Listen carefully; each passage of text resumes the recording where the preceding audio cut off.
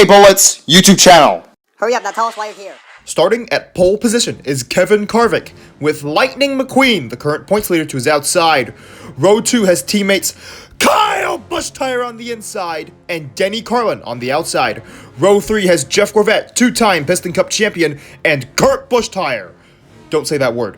And Matt Karzith, his old teammate, will start on the inside of Row 4 with Jeff Burnton to his outside.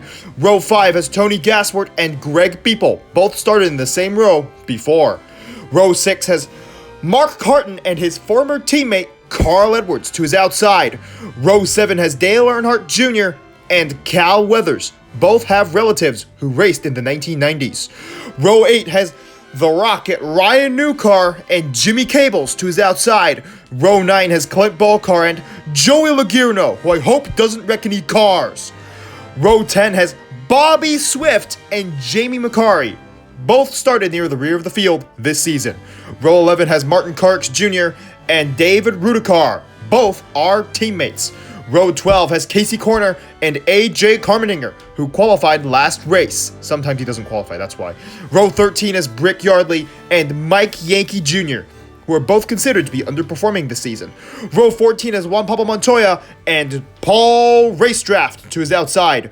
Row 15 is Morey Clutchburn, who has over 900 consecutive starts in the Piston Cup, and Brick Hicks.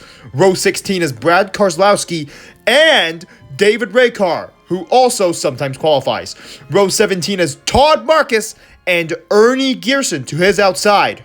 Row 19 has Chip Gearings and Reb Meeker, who unfortunately DNF quite a lot. Row 20 is Rex Reveler and Bobby Carboni, making his 4th start this season.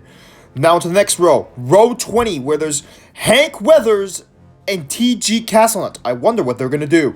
Row 21 has Jack DePost and Robbie Gorbachev? Since when did he choose to qualify? And starting in 43rd is the very popular Phil Tankson. But unfortunately, these 4 cars, among many others, failed to qualify for this race. Now into the race. Kevin Karvik would lead the first 9 laps of the race before unfortunately, Robbie Gorbachev would be 40th as of lap 4, where he wrecks.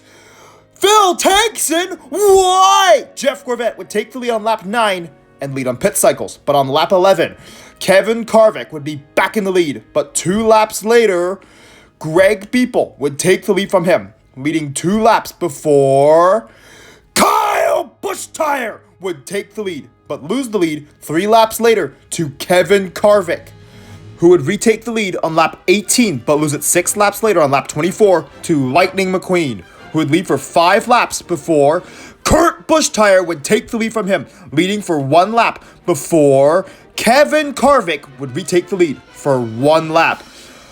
But then Kurt Bushtire would be back in the lead until lap 39, where Lightning McQueen would once again take the lead, leading until lap 56, where Juan Pablo Montoya would take the lead from himself, where he'd lead for 7 laps, losing it on lap 63, but Kyle Bushtire would be 23rd as of lap 63, where he wrecks TG Castlenut and Jack DePost. Why? Jeff Gorbachev would take the lead after the restart and lead for the next 5 laps, but then Brad Karslowski would then take the lead for 1 lap before Jeff Gorbachev would retake the lead, leading until lap 73, but then Juan Pablo Montoya would be back in the lead on lap 74, where he loses the lead half a lap later to Denny Carlin, who keeps the lead until lap 78. Cal Weathers would then take the lead, where he'd lead until lap 84, where of course Kyle Bushtire would take the lead until lap 103. Reb Meeker would be 3rd as of lap 103, where he wrecks Kyle Bushtire. Hooray! Jeff Burnton would jump over all of this and take the lead after the restart, leading until lap 106, where Robbie Gorbachev would take the lead, leading for just 1 lap. Mark Carton would then take the lead from him, leading for 4 laps, but then Juan Pablo Montoya would then retake the lead, leading for 2 more laps. Then Jeff Gorbachev would retake the lead on lap 113, but then lose the lead the very next lap to the other Jeff Burnton, who would lead until lap 117, where Jamie McCarry and David Raykar would accidentally wreck into each other. Brick Yardley would take the lead after the restart, but then quickly lose the lead to Ernie Gearson, someone who was racing before Brick was even born. He'd lead until lap 120, where Tony Gasworth would take the lead from him, leading until lap 125, where Jeff Burnton would retake the lead, leading for 2 more laps before Tony Gasworth would be back in the lead for 1 lap, before Clint Bokar would take the lead for 1 lap. Then Kevin Karvik would retake the lead again for 1 lap. And then his teammate Clint Bokar would retake the lead once again for 1 more lap.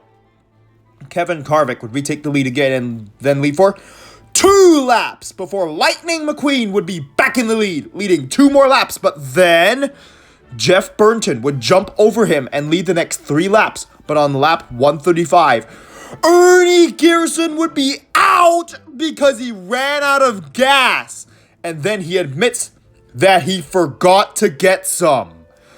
Then Kurt Busch-Tire would take the lead on lap 137, but then lose it on lap 141 to Kevin Karvik, who would lead for 4 more laps before Chip Gearings would be 17th as of lap 145, where he accidentally wrecks AJ Carmeninger, Martin Carrix Jr., Todd Marcus, Brick Hicks, Brick Yardley, Jimmy Cables, Brad Keselowski, Joey Logierno, Mark Carton, Juan Papa Montoya, and Ryan Newcar. Why? Clint Bokar would take the lead after the restart, leading for 10 laps before losing the lead to Jeff Gorbachev, who would lead 2 more laps before Clint Bokar would retake the lead, leading until lap 164, where his teammate Kevin Karvik would be back in the lead for 20 more laps before, of course, Lightning McQueen would retake the lead. He'd lead until lap 198, when Cal Weathers would take the lead, leading for 12 laps before Kurt Busch-Tire would retake the lead, leading until lap 224, when Jeff Burnton would jump over him. He would lead for 2 more laps before Kurt Busch-Tire would be 7th as of lap 226, where he'd bump Tony Gasworth and Denny Carlin out of the way, putting them both 1 lap down. And Craig Shiftright asks why Kurt Busch-Tire did that. Kurt Busch-Tire, after hearing this, would take the lead and lead until lap 243, but then Lightning McQueen, of course, retakes the lead, leading 31 more laps before Kevin Karvik would retake the lead on lap 274, leading for 12 laps before Chip Gearings would take the lead off of pit cycles. But the very next lap, he would have an engine failure, which means he's out. But then Rex Revler would crash into the back of Chip Gearings, which means he's out too.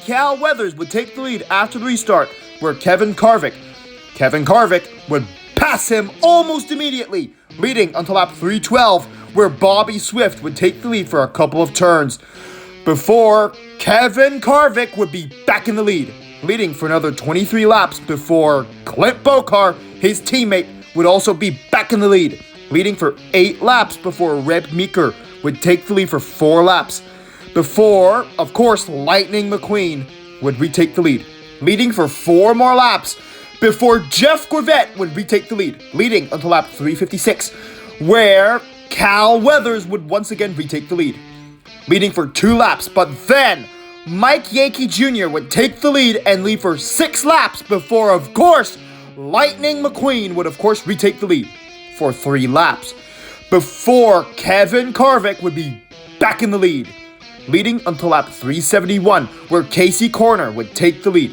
He would take the lead off of the last pit cycle, which was really long, unfortunately putting Mike Yankee Jr.,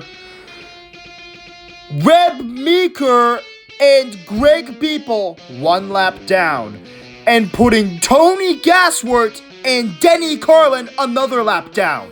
Kevin Karvik would retake the lead for 4 more laps before Jeff Burnton would once again retake the lead, but this time with the help of the wall, and lead until lap 383, where Cal Weathers would retake the lead, leading until lap 389, where Kurt Busch-Tire would take the lead and lose it on lap 392 to Kevin Karvik, who would only keep the lead for 3 laps right before the start-finish line. Cal Weathers would take the lead.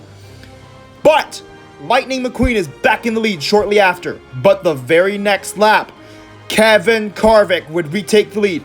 3 turns later, what happens 3 turns later? Lightning McQueen would be back in the lead. But 50 feet later in the next lap, Kevin Harvick would pass him on the high side, leading the field when the white flag is flown. But on turn 3, Lightning McQueen would retake the lead. Kevin Harvick would chase him down, but it would be too late because Lightning McQueen took the checkered flag and is declared the winner of the 2010 Gasprin 400. Achieving his 50th career victory, Kevin Harvick would finish second this race, 25 feet behind Lightning McQueen. Casey Corner would finish third this race, Jeff Gorbachev fourth, and Cal Weathers would round out the top 5. And here is the top 20 of the race, with Jeff Burton the jumper just missing out on a top 5. Dale Earnhardt Jr. somehow finishes 7th, right ahead of Bobby Swift and Carl Edwards. Kurt Busch-Tire round out the top 10, beating David Rudicard to the position. And somehow, Robbie Gorbachev finishes 12th, and Hank Weathers finishes 13th. They got lucky. And Maury Clutchburn finished 14th.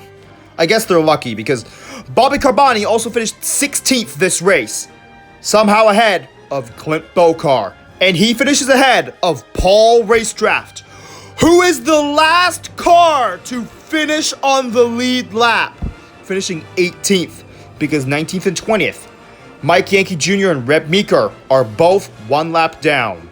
And for the rest of the field, almost everyone is out at various stages of the race. And Tony Gasworth is the last car to finish the race on the track, finishing 23rd. Chip Gearings accidentally caused the big one, but he ended the race in the garage. And unfortunately, Phil Tankson finishes 43rd this race. Let's see how the point standings are doing. Lightning McQueen is still over 500 points ahead of Bobby Swift, and the top 4 are the same. They just got closer together.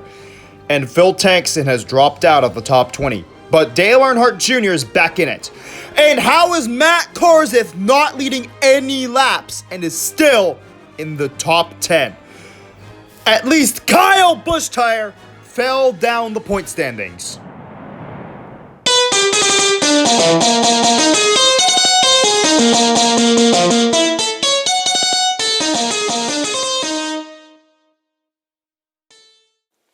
Remember to press the notifications button, which goes ring, ring, ring after you press it. And lightning strikes back, and that's as if you subscribed, of course. And thank you for watching this entire video.